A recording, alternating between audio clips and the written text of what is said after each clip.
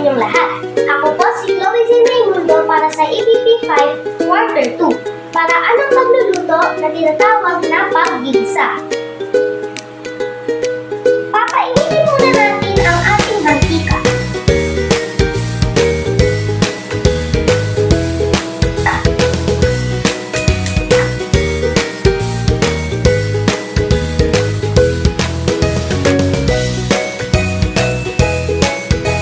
Yan, mukhang mainit na ang ating mantika. Ngayon, ang unang sangkap na ating ilalagay ay bawang.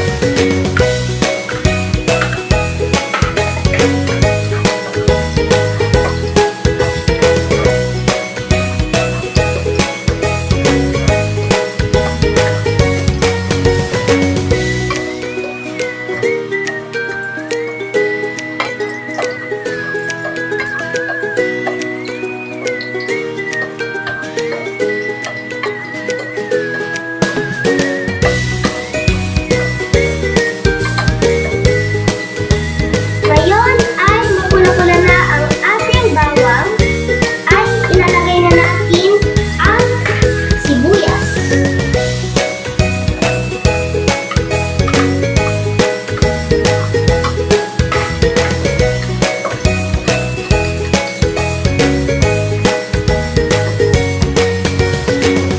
Tingnan natin ang apoy.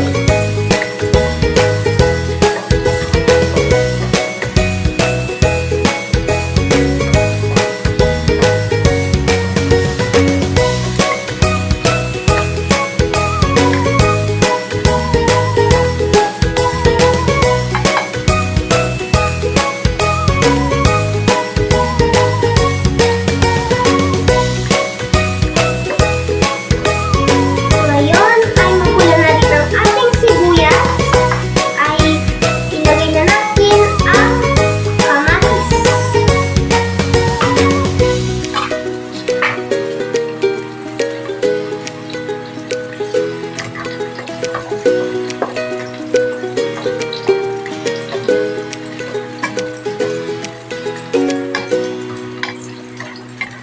Hinaan lang natin ang ating apoy kasi tumatas ang ating mantika.